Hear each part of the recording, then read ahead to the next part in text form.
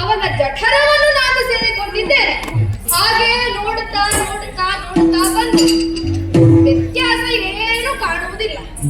ಅವನ ಜಠರದಲ್ಲಿ ನನ್ನ ಜಠರದೊಳಗಿದ್ದ ಅದಷ್ಟೂ ಇದೆ. 14 ಲೋಕಗಳಿವೆ.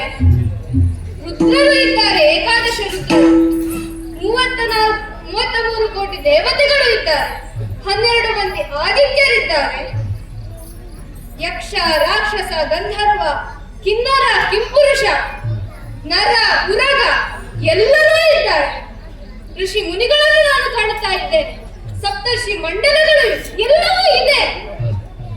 ಆದರೆ ನನ್ನ ಉದರದಲ್ಲಿ ನಿಸ್ತೇಜವಾಗಿದ್ದಂತಹ ಕಳೆದ ಕಲ್ಪದಲ್ಲಿದ್ದಂತಹ ವಸ್ತುಗಳು ಇವನ ಉದರದಲ್ಲಿ ಅದು ಜೀವಂತವಾಗಿ ನಾನು ಕಾಣುತ್ತಾ ಇದ್ದೇನೆ. ಉಳಿದ ಯಾವ ವಿಷಯದಲ್ಲೂ ಯಾವುದೇ ವಿಶೇಷತೆ ಇಲ್ಲ, ಎಲ್ಲವೂ ಸಮಾನವೇ. ಆದರೆ ಚೈತನ್ಯ ರೂಪಿಯಾಗಿ ಕಾಣಿಸುತ್ತಾ ಇದೆ, ಅಷ್ಟು ಮಾತ್ರವೇ. ತಾರಾಮಂಡಲ ಮತ್ತು ನಡೆಯಲ್ಲಿ ಗ್ರಹಮಂಡಲ, ಸಪ್ತರ್ಷಿಗಳು, ಮುನಿಗಳು ಒಂದೇ ಎರಡೇ ಸರ್ವವನ್ನು ತನ್ನ ಉದರದಲ್ಲಿ ಇಟ್ಟುಕೊಂಡಿದ್ದಾನೆ ಹರಿ. ಅದು ಕೂಡ ಚೈತನ್ಯಮಯವಾಗಿದೆ. ಹಾಗಾದ್ರೆ ಏನು? ಈತ ಬ್ರಹ್ಮಾಂಡ ಗರ್ಭ ಎನ್ನುವುದನ್ನು ಅರ್ಥ ಮಾಡಿಕೊಂಡೆ. ಸರಿ, ಹಾಗಾದರೆ ಇನ್ನೂ ಮುಂದುವರೆದು ನೋಡುತ್ತೇನೆ.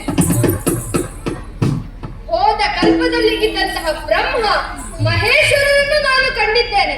9 ಮಂದಿ ಬ್ರಹ್ಮರಿದ್ದಾರೆ ಇಲ್ಲಿ. ಆ ಬ್ರಹ್ಮರುಗಳು ಏಕಚಿತ್ತದಿಂದ ಆ ಹರಿಯನ್ನೇ ಧ್ಯಾನ ಮಾಡುತ್ತಾ ಇದ್ದಾರೆ. ಎಲ್ಲ ಹೌದು. ಹೋದ ಕಲ್ಪದ ವಿಷ್ಣು ಮಾತ್ರ ಕಾಣುವುದಿಲ್ಲ. ಅಂದರೆ ಏನಾಯಿತು? ಅರ್ಥವಿಸಿಕೊಳ್ಳುವುದಕ್ಕೆ ಸಾಧ್ಯ ನನಗೆ. ಹೋದ ಕಲ್ಪದ ವಿಷ್ಣು ಇವನೇ ಆಗಿದ್ದ. ಆದರೆ ನಾನು ಮಾತ್ರ ಹಾಗಲ್ಲ. ಹೋದ ಕಲ್ಪದ ಬ್ರಹ್ಮನೇ ಬೇರೆ, ಈ ಬ್ರಹ್ಮನೇ ಬೇರೆ. ಆದರೆ ವಿಷ್ಣು ಮಾತ್ರ ತಾನೊಬ್ಬನೇ ಇದ್ದಾನೆ. ಆ ಬ್ರಹ್ಮರುಗಳು ಅಷ್ಟೇ ಯಾಕೆ, 12 ಆದಿತ್ಯರು, ಏಕಾದಶ ರುದ್ರರು, ಸಕಲ ಬ್ರಹ್ಮಾಂಡವೇ ಆತನನ್ನು ಸ್ಮರಿಸುತ್ತಾ ಇದೆ, ಸ್ತುತಿಸುತ್ತಾ ಇದೆ. ಇದರ ಅರ್ಥ ಏನಾಯಿತು? ಈತ ಶ್ರೇಷ್ಠ ಎನ್ನುವುದನ್ನು ಅರ್ಥವಿಸಿಕೊಂಡಿದ್ದೇನಲ್ಲ.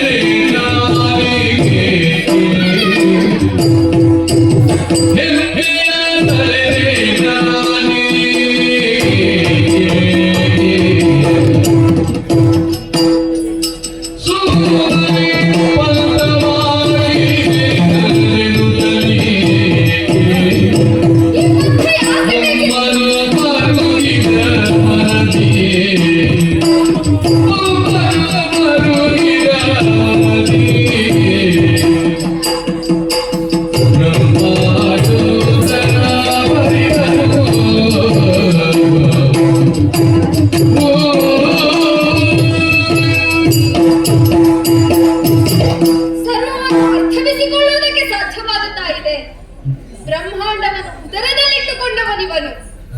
ನನ್ನನ್ನು ಹಿರಣ್ಯಗರ್ಭ ಎಂಬುದಾಗಿ ಸಂಬೋಧಿಸಿದ. ಈ ಸಂದರ್ಭದಲ್ಲಿ ನಾನು ಅರ್ಥವಿಸಿಕೊಳ್ಳುತ್ತಾ ಇದ್ದೇನೆ. ಹರಿ ಮತ್ತೇನೂ ಅಲ್ಲ, ಈತ ಬ್ರಹ್ಮಾಂಡ ಗರ್ಭನಿದ್ದಾನೆ. ಸಕಲಕ್ಕೂ ಜೀವವನ್ನು ಕೊಡುವವನಿದ್ದಾನೆ. ಸೃಷ್ಟಿಸುವ ಕಾರ್ಯ ಅಷ್ಟೇನೂ ಘನವಲ್ಲ ಎಂದವನು. ಪಾಲಿಸುವ ಕಾರ್ಯವನ್ನು ತಾನು ಹೊತ್ತುಕೊಂಡವನು. ನಾನು ಸೃಷ್ಟಿಸಬೇಕಾದರೂ ಅದರ ಮೂಲ ಶಕ್ತಿ ಎನ್ನುವುದು ಇವನ ಉದರದಲ್ಲೇ ಇದೆ ಎಂದಾದ ಮೇಲೆ ನನ್ನ ಹೆಮ್ಮೆ ಎನ್ನುವುದು ನಿರರ್ಥಕ ಎನ್ನುವ ಹಾಗೆ ನನಗೆ ಅರ್ಥವಾಗುತ್ತಾ ಇದೆ. ಸುಮ್ಮನೆ ಪಂಥವನ್ನು ಮಾಡಿದೆ, ಸುಮ್ಮನೆ ನಾನು ಶ್ರೇಷ್ಠ ಎನ್ನುವ ಹಾಗೆ ವಾದವನ್ನು ಮಾಡಿದೆ. ಬಹುಶಃ ಅಹಂಕಾರದ ಆ ಮದ ಎನ್ನುವುದು ಕಣ್ಣಿಗೆ ಕಟ್ಟಿದಂತಹ ಸಂದರ್ಭದಲ್ಲಿ ಸತ್ಯವನ್ನು ಅರಿಯುವುದಕ್ಕೆ ನಾನು ಅಸಮರ್ಥನಾದೆ. ಇದೆಲ್ಲವನ್ನು ಮೊದಲೇ ಅರ್ಥವಿಸಿಕೊಂಡಿದ್ದರಿಂದಲೇ ಇರಬೇಕು. ಮಹೇಶ್ವರ ತಕ್ಷಣವೇ ಹರಿಯಲ್ಲಿ ತಾನು ಎರಕವಾಗಿದ್ದಾನೆ. ಸರಿ, ಒಂದು ವಿಚಾರದಲ್ಲಿ ಅಹಂಕಾರದಿಂದ ಪ್ರಮತ್ತನಾಗಿ ವರ್ತಿಸಿದ್ದೇನೋ ಹೌದು. ಆದರೆ ಇಷ್ಟಾದ ಮೇಲೆ ಆ ಆದಿಮಾಯೆಯಿಂದ ನಾನು ಸೃಷ್ಟಿಸಲ್ಪಟ್ಟವನಾದ್ದರಿಂದ ಇನ್ನೂ ಈ ಅಹಂಕಾರವನ್ನು ಮುಂದುವರಿಸುವುದು ತರವಲ್ಲ. ಇದ್ದದ್ದನ್ನು ಇದ್ದ ಹಾಗೆ ಒಪ್ಪಿಕೊಳ್ಳಬೇಕು.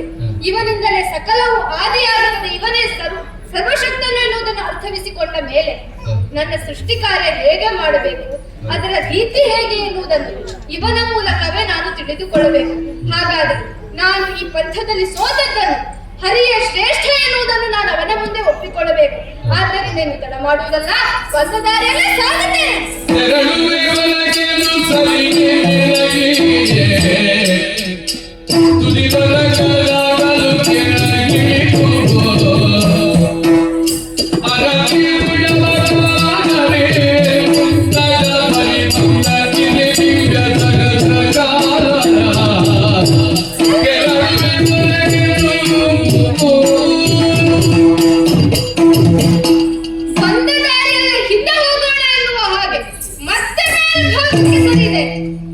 ತುದಿ ಕಾಣುವುದಕ್ಕೆ ಸಾಧ್ಯವೇ ಆಗಲಿಲ್ಲ. ಬಂದ ದಾರಿ ಮುಚ್ಚಿ ಹೋಗಿದೆ. ಸರಿ, ಹಾಗಾದರೆ ನಾನು ಯಾವ ರೀತಿಯನ್ನು ತೋರಿಸಿದ್ದೇನೆ, ನನ್ನ ಗರ್ವವನ್ನು ಮುರಿಯುವುದಕ್ಕಾಗಿ ಅವನು ಅದೇ ವಿಧಾನವನ್ನು ಅನುಸರಿಸಿದ್ದಾನೆ ಎನ್ನುವುದನ್ನು ಅರ್ಥ ಮಾಡಿಕೊಂಡು ಹಾಗೆ ಕೆಳಭಾಗಕ್ಕೆ ಸರಿದು ಹೋದೆ. ಇಲ್ಲ, ಕಾಣುವುದಿಲ್ಲ. ಅಡಿಭಾಗ ಕಾಣುವುದಿಲ್ಲ, ಅತ್ತ ಮೇಲ್ಭಾಗವೂ ಕಾಣುವುದಿಲ್ಲ, ಇತ್ತ ಕೆಳಗಿನ ಭಾಗವೂ ಕಾಣುವುದಿಲ್ಲ. ಎಷ್ಟು ಸಲ ಮೇಲೆ ಕೆಳಗೆ ಸಂಚರಿಸಿದರೂ ಕೂಡ, ಎಷ್ಟೇ ಮೇಲಕ್ಕೆ ಹೋದರೂ ಕೂಡ ಅಗ್ರಭಾಗ ಕಾಣುವುದಿಲ್ಲ. ಎಷ್ಟು ಕೆಳಗೆ ಬಂದರೂ ಅದರ ತುದಿ ಭಾಗ ಎನ್ನುವುದು ಕಾಣುವುದಿಲ್ಲ. ಹಾಗಾದ್ರೆ ಏನು? ಈತ ಆದಿ ಮಧ್ಯ ಅಂತ್ಯಗಳಿಗೆ ಹೊರತಾದವನು, ಅದನ್ನು ಮೀರಿದವನು ಎನ್ನುವುದನ್ನು ಅರ್ಥವಿಸಿಕೊಳ್ಳುವುದಕ್ಕೆ ಸಾಧ್ಯವಾಗುತ್ತದೆ. ಹೊಟ್ಟೆಯೊಳಗೆ ಹೋದೆ, ನನ್ನ ಅಹಂಕಾರದಿಂದ ಸೆರೆಮನೆಗೆ ತಳ್ಳಿದ ಹಾಗ ಆಯಿತು. ಈಗ ಹೊರ ಹೋಗುವ ದಾರಿಯೂ ಕಾಣುವುದಿಲ್ಲ. ಏನು ಮಾಡಬೇಕು? ಸರಿ ಸರಿ, ಕಷ್ಟಕಾಲ ಬಂದಾಗ ನಿಷ್ಠೆಯಿಂದ ನನ್ನನ್ನು ಭಜಿಸಿ ಎನ್ನುವುದಾಗಿ ಹೇಳಿದ್ದಾಳಲ್ಲ ಆದಿಮಾಯೆ, ಅವಳನ್ನೇ ಭಕ್ತಿಯನ್ನು ಸ್ಮರಿಸಿ ಭಕ್ತಿಯೊಳ ಆದಿಮಾಯೆಯ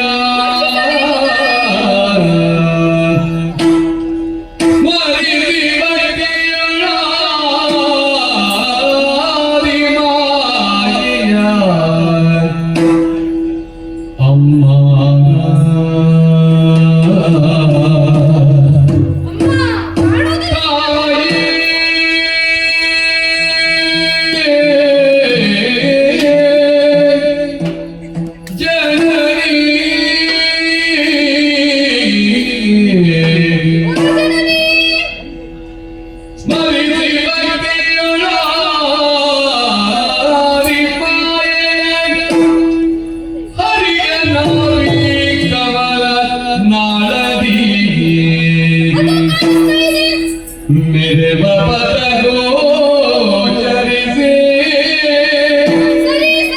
ಪರದಾಚರಣವೇ ದೈವದಲ್ಲಿ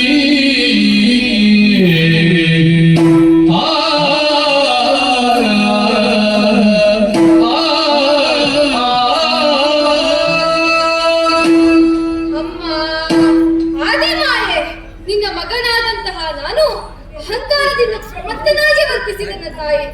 ಆ ಮದದಿಂದ ಮತ್ತನಾಗಿ ಹರಿಯೊಂದಿಗೆ ವೈರವನ್ನು ಮಾಡಿದೆ, ಅವನಲ್ಲಿ ವಾದವನ್ನು ಮಾಡಿದೆ. ನಾನೇ ಶ್ರೇಷ್ಠ ಎನ್ನುವ ಹಾಗೆ ಆತನಲ್ಲಿ ಪಂಥವನ್ನು ಒಡ್ಡಿದೆ.